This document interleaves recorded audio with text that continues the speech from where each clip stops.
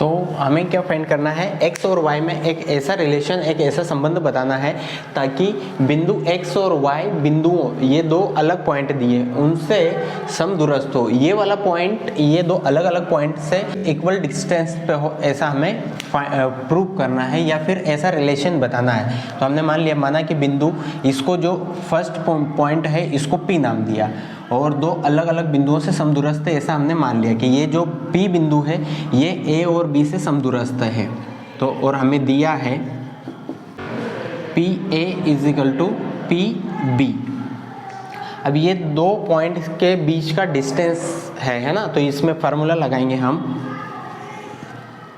x2 - x1 का whole square plus y2 - y1 का whole square is equal to, यहाँ पे भी सेम फार्मूला लगेगा, x2 - x1 का whole square plus y2 - y1 का होल स्क्वायर, है ना। अब यहाँ पे x1 x2, ये तो x1 x2 फिक्स रहेंगे, है ना। ये इसके साथ भी लेंगे तब भी ये x1 x2 का काम करेगा, इसके साथ लेंगे तब भी ये x1 x2 का काम करेगा। तो x2 बदलेगा, है ना।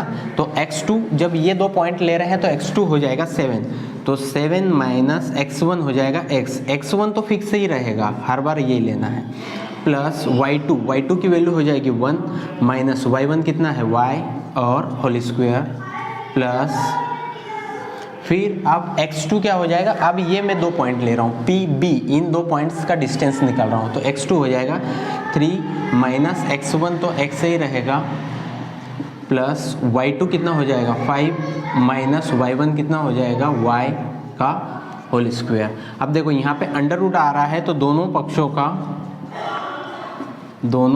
का वर्क करने पर, है ना, दोनों साइड्स को क्या कर रहा हूँ, दोनों साइड्स का मैं स्क्वायर कर रहा हूँ।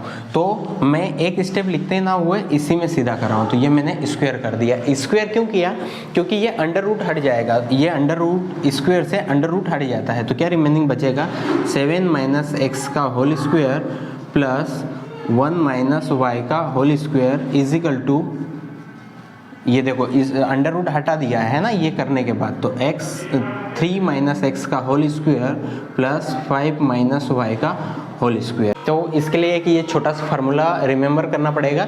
ये वाले फार्मूले के लिए भी मैंने वीडियो एक बना दिया है, तो प्ले लिस्ट में जाके आप मेरा वीडियो देख लीजिएगा। तो यहाँ पे हो जाएगा a² plus b² minus 2ab, ये वाला फार्मूला सभी टर्म के लिए, इसके लिए भी यूज़ में लेना, इसके लिए भी, इसके लिए भी और इसके लिए भी, a और b चेंज होता रहेगा। यहाँ पे a 7 हो जाएगा, तो 7 का स्क्वायर प्लस x का स्क्वायर माइनस 2a कितना है 7, b कितना है x, ये वाला प्लस, फिर अब यहाँ पे फार्मूला लगाऊंगा तो 1 का स्क्वायर, क्योंकि यहाँ पे a क्या है 1 है, प्लस b का स्क्वायर, तो b क्या है y माइनस 2a कितना है 1 मल्टीप्लाई b कितना है y इजिकल टू, यहाँ पे फार्मूला लगा रहा हूँ तो यहाँ पे a क्या है 3 का स्क्वायर प्लस x का स्क्वायर माइनस 2a कितना है 3 मल्टीप्लाई b कितना है x, फिर ये वाला प्लस, है ना, ये फार्मूला लगाऊंगा तो यहाँ पे 2 है, तो ये फार्मूला लगाने के बाद 3 टर्म्स आएंगी, प्लस यहाँ पे फार्मूला लगाऊंगा तो क्या हो जाएगा 5 का स्क्वायर प्लस y का स्क्वायर माइनस 2ab।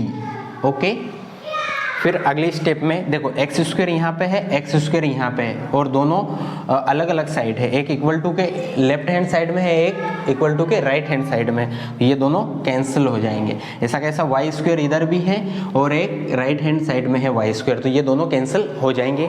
जो बचेगा उसको लिख लो, तो यहाँ पे 7 का स्क्वायर करेंगे तो 49 आएगा, प्लस 1 का स्क्वायर, है ना, फिर यहाँ पे इन दोनों को मल्टीप्लाई कर लो तो ये हो जाएगा 14x प्लस 1 का स्क्वायर करेंगे तो 1 आएगा, माइनस 2 का 1 में मल्टीप्लाई करेंगे तो 2y आएगा इजिकल टू 3 का स्क्वायर करेंगे तो 9 आएगा, प्लस 3 का स्क्वायर करेंगे तो 9 आएगा, माइनस इन दोनों का मल्टीप्लाई करेंगे तो ये हो जाएगा 6x, फिर आएगा प्लस 5 का स्क्वायर करेंगे तो 25 आएगा, एंड माइनस इन दोनों को मल्टीप्लाई करेंगे तो 10y हो जाएगा। क्लियर है यहाँ तक? तो आगे बढ़ो। अब जो डिजिट है वो आपस में ऐड या सब्ट्रैक्ट होंगे, तो ये 49 है, ये प्लस का 1 है ना, दोनों डिजिट, तो ये दोनों ऐड हो जाएंगे। 49 और 1 कितना होता है? 50। उसके बाद में ये 14x माइनस का 2y इज इक्वल टू, ये 9 है और ये 25 है, दोनों के साइन एक जैसे हैं इसलिए मैं ऐड कर रहा हूँ, है ना, दोनों के साइन एक सेम है इसलिए ऐड कर रहा हूँ, अलग अलग रहता तो सब्ट्रैक्ट करता। तो ये हो जाएगा 34 माइनस का 6x और माइनस का 10y। ओके, अगली स्टेप में ये जो तीनों टर्म है इनको मैं इक्वल टू के इधर ला रहा हूँ, तो इधर ऑलरेडी क्या है 34 माइनस 6x माइनस 10y, ये तीन को तो मैंने ऐसा का ऐसा लिख दिया है। ओके, फिर अगली स्टेप में क्या कर रहा हूँ, ये तीनों को मैं इक्वल टू के इधर ला रहा हूँ, तो ये 50 को पहले लाओ, तो अभी 50 कैसा है? प्लस का, इक्वल टू के इधर आएगा तो माइनस का। ये 14x कैसा है? ये 14x कैसा है? प्लस का, इक्वल टू के इधर आएगा तो यहाँ पे माइनस का आएगा।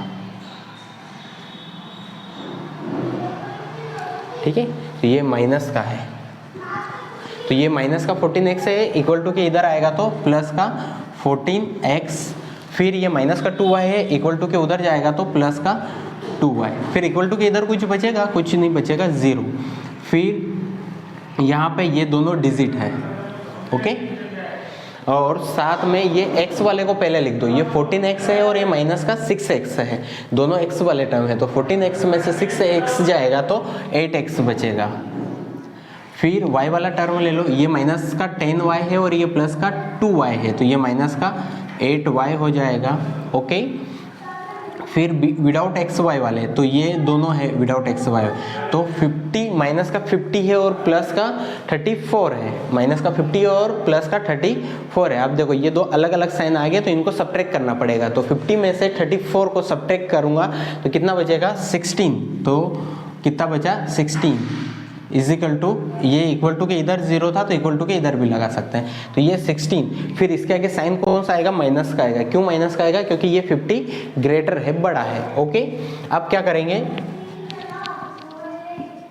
8 से भाग, मतलब 8 से भाग लगा देंगे। क्यों लगा रहा हूँ मैं 8 से भाग? क्योंकि हर एक टर्म में 8 आ रहा है, देखो यहाँ पे भी है 8, यहाँ पे भी है और ये 8 की टेबल में आता है, इसलिए मैं 8 से डिवाइड कर रहा हूँ, तो ये हो जाएगा x माइनस वाई, है ना, यहाँ से डिवाइड करूंगा मतलब डिवाइड में आएगा, इसके डिवाइड में 8 लिखूंगा तो 8 से 8 कैंसिल, इसके डिवाइड में लिखूंगा 8 से 8 कैंसिल, ये माइनस है तो माइनस, इसके डिवाइड में 8 लिखूंगा तो 8 से 16 2 टाइम में कैंसिल, इज इक्वल टू 0। इसको डिवाइड करूंगा तो 0 ही आएगा। तो x और y में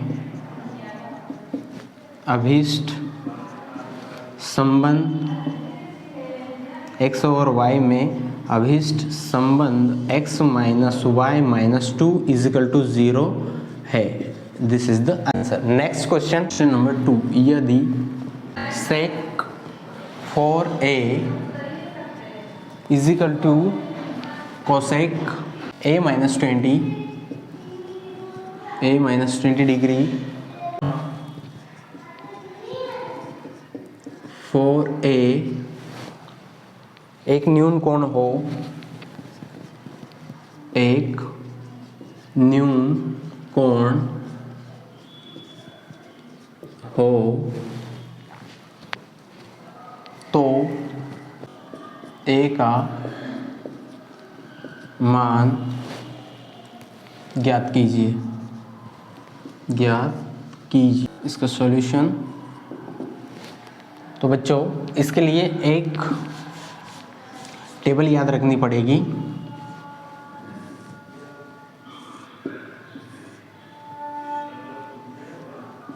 लाल बटे कक्का, लाल बटे कक्का का क्या काम रहेगा? लाल बटे कक्का जो 6 ट्रिग्नोमेट्री है उनके लिए है, तो ये हो जाएगा साइन थीटा, ये हो जाएगा कॉस थीटा, ये हो जाएगा टेन थीटा। साइन थीटा का उल्टा होता है कॉसेक थीटा, कॉस का उल्टा होता है सेक थीटा और टेन का उल्टा होता है कॉट थीटा।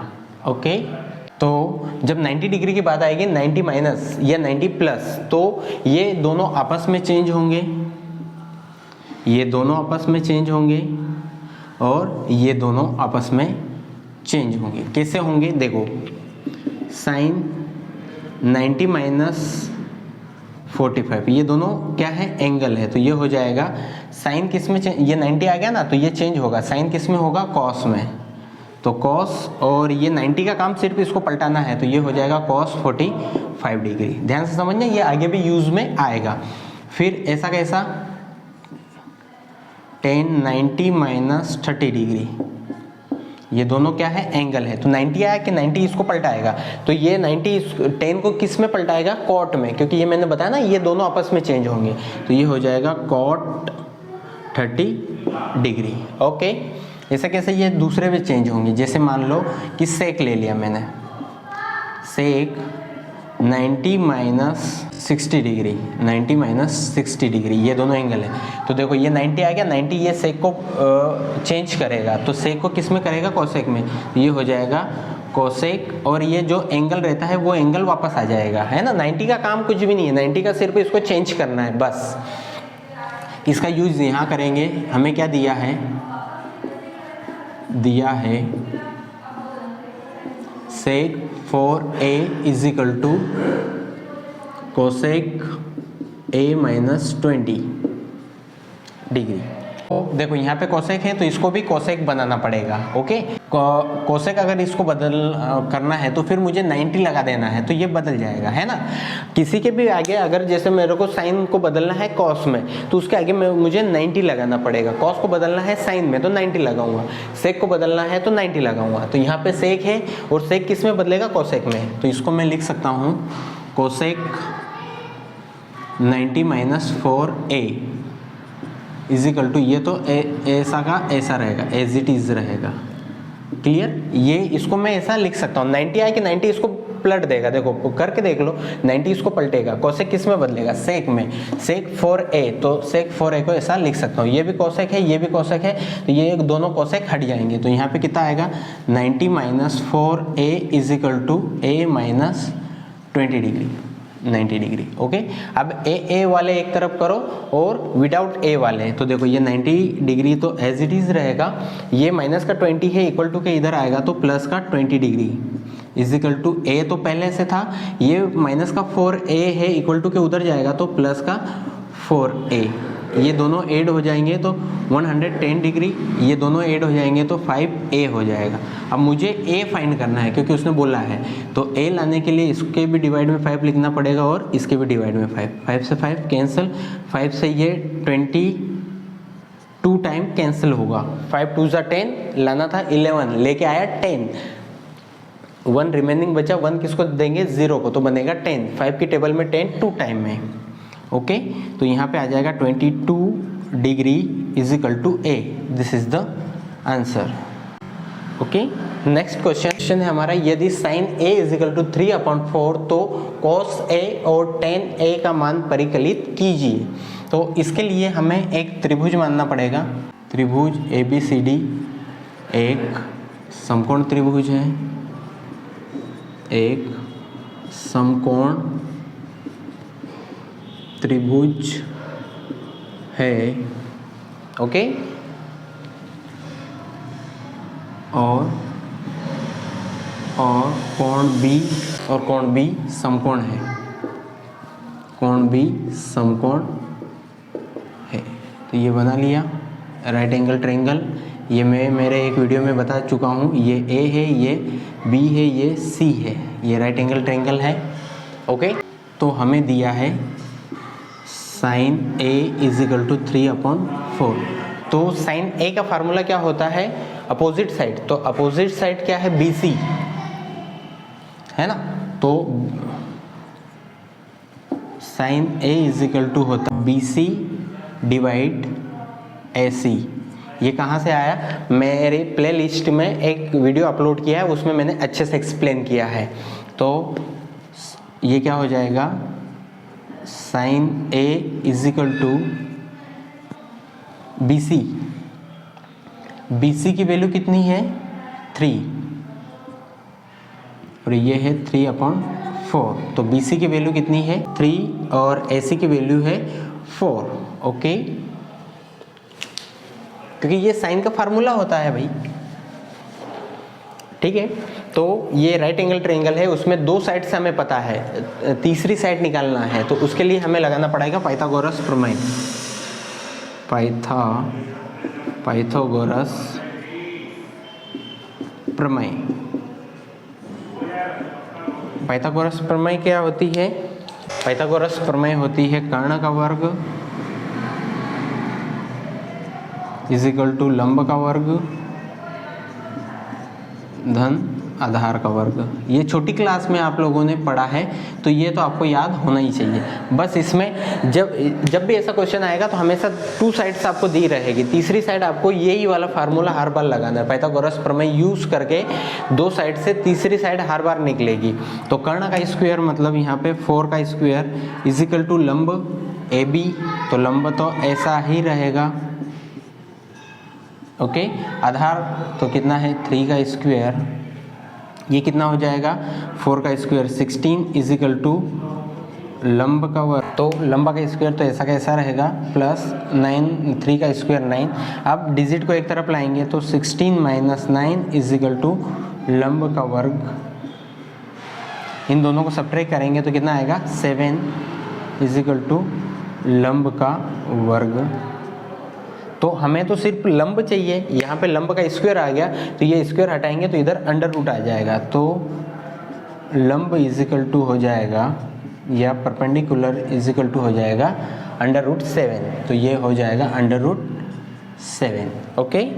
तो जैसे ये डायग्राम में तीनों साइड हमें पता चल गई, तो ये उसने तो 2 ही ट्रिग्नोमेट्री रेशियो बोला है ना। अगर तीनों साइड पता चल गई तो पूरे 6 ट्रिग्नोमेट्री रेशियो हम बता सकते हैं। कॉस ए, तो कॉस ए का फार्मूला क्या हो जाएगा एडजेसेंट साइड मतलब संलग्न भुजा, एडजेसेंट साइड मतलब AB, ये मैंने वो वीडियो में बताया है ना। एडजेसेंट साइड बटे कर्ण है ना, संलग्न भुजा बटे कर्ण, कर्ण कितना है AC, तो AB का मान कितना निकाला अंडर रूट 7 और कर्ण कितना है 4 है, ऐसा कैसा 10A क्या हो जाएगा 10A का फार्मूला होता है सम्मुख भुजा बटे संलग्न भुजा, ये 10 का होता है। Opposite side divide adjacent side, opposite side क्या है BC, एडजेसेंट साइड क्या है AB। BC की वैल्यू कितना है 3 और ये कितना है AB अंडर रूट 7, ओके। तो ये हमारा यहाँ पे आंसर कंप्लीट होता है, ओके। नेक्स्ट क्वेश्चन, तो क्वेश्चन है हमारा सिद्ध की under root 1 plus sine A divide 1 minus sine A is equal to होता है सेक A प्लस 10A। बच्चों ये जो क्वेश्चन जैसा दिया है वैसा का वैसा लिखना है। उसके बाद में ये फर्स्ट स्टेप, सेकेंड स्टेप में क्या करेंगे, ये मेरा राइट हैंड साइड है, ये मेरा सीधा हाथ है इसलिए इसको राइट हैंड साइड बोलेंगे, ये मेरा उल्टा हाथ है इसलिए इसको लेफ्ट हैंड साइड बोलेंगे। तो ये भी आपको लिख के रख लेना है, ये LHS और ये RHS। अब इसका क्या मतलब है, LHS बराबर ये है, RHS बराबर ये है, तो LHS इज इक्वल टू